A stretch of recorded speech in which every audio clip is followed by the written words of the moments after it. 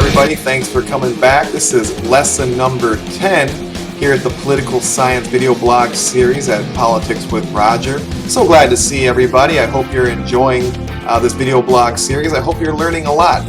So today we're just going to talk a little bit about the Second Amendment of our Bill of Rights, the right to bear arms. And I'm sure it won't be controversial at all. That's sarcasm. But really what we want to do, or what I wanted to cover today, is the spirit of this law, why we have this law, and of course the application of it, because we always want to talk about the application of these political science concepts in our lives and in our daily lives and in current events. But let me just start by reading Amendment number 2, word for word, the right to bear arms. A well-regulated militia being necessary to the security of a free state, the right of the people to keep and bear arms shall not be infringed. Okay. And I think it's important, really quick, to just look at the definition of arms. So arms is short for armaments, and the definition for armament in Webster's dictionary is a military or naval force. Hey, hold on a second. I thought that this just gave us the right to have guns, and some people say muskets, right? Because that was the original intent. No, what this amendment is saying, that the very first word, a well-regulated militia being necessary to the security of a free state. Basically, this amendment is a check and balance against our own government. To keep I'll just repeat, to keep our government in check, meaning that we would have equal force to match their force. And and again, this probably sets off a lot of arms. Wait a minute, equal force. So let me just back up a step. This government that we have, government for the people and by the people, where the masses are the rulers of what we would call, the elite, or the many are in charge of the few, not the few and powerful are in charge of the many. And it's the world's greatest balancing act, just to put it that way. I mean, if the few were ever to get, or the few and the powerful were ever to accumulate too much power, then they would be able to control the masses with an iron fist. And that's exactly what we're trying to avoid. But on the other side of that coin, and I think, it's a fair argument, if the masses ever get so powerful that they can't be controlled by a government, well, then we'll have anarchy. And I know that there's a lot of anarchists running around out there. I was kind of bordering on an anarchist for a time, but I'm not an anarchist. We don't want anarchy, and we don't want just people doing whatever they want to do whenever they want to do it, with nobody to stop them at any time. This government is the world's biggest balancing act. The biggest balancing act that the world has ever seen. And part of that balance is the citizenry, the citizens' right, the state's rights to maintain armaments. And by armaments, we don't just mean guns. You don't just get to have a gun. But each state needs a militia that can match the power of the federal government power. And again, you might be saying, wait, hold on a second, hold on. You mean that, we have the American military, the most powerful fighting force in the world. Every state should have a military that can match the American military? Well, we know that that's not realistic, but the way this law is written, that would be acceptable if the American military was ever turned against the states, to dominate the states. And people might say, well, that would never happen, and that could never happen. And to be fair, it has not happened, but it certainly happened in other countries at other times. And that's how you get great tragedies in countries, and even genocides. So, and there's other rules like posse comitatus, which we won't get into now. That's a law stating that the American continent isn't even supposed to have a standing army at home for this very reason. That we're supposed to have an all-volunteer army that can disband when we're not in a state of war. And that's to protect the people in the states from the power of the federal government. Now, we know that that's not how the system operates today, but that's why the law was written.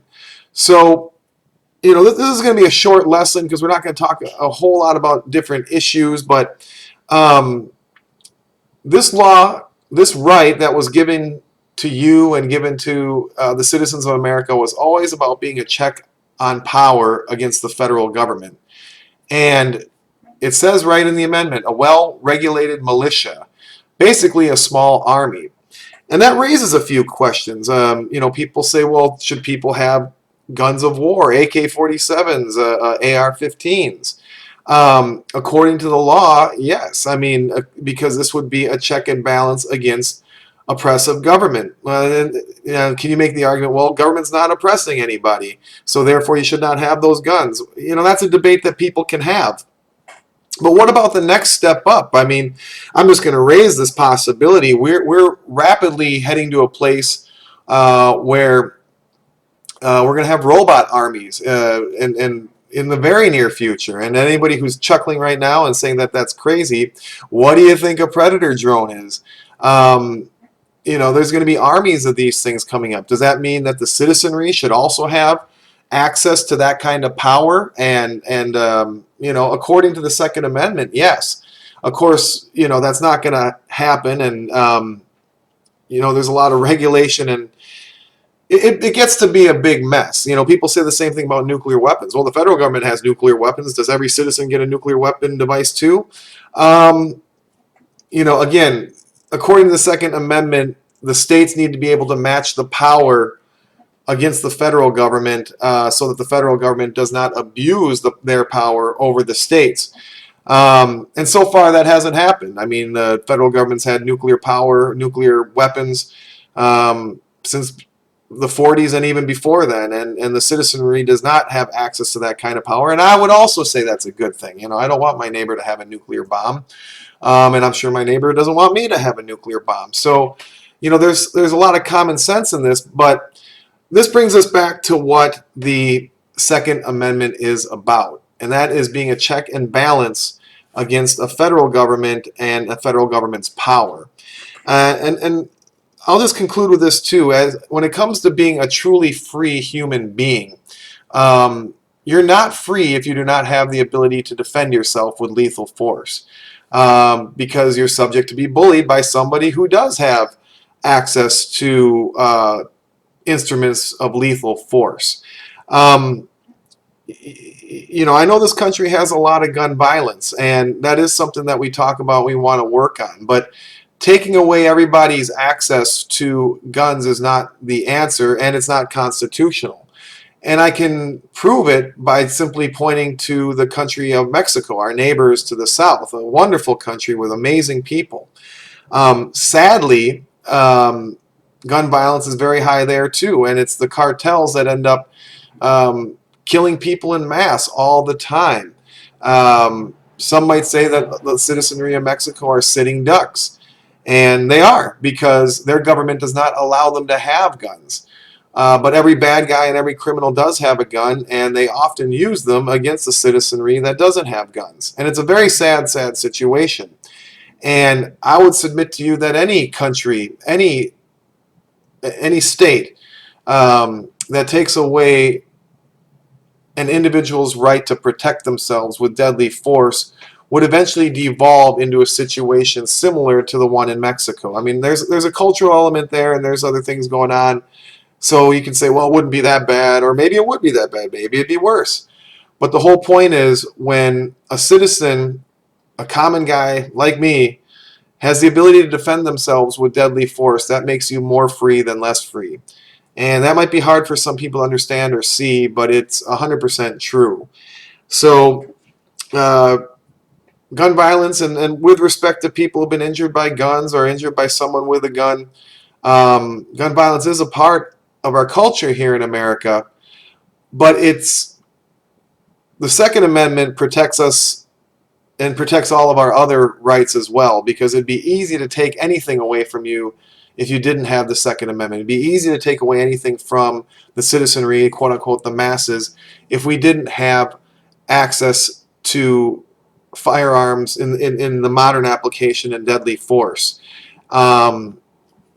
And I'm not going to go country by country and give you examples, but the Second Amendment is truly something that makes the United States of America extremely unique, extremely powerful as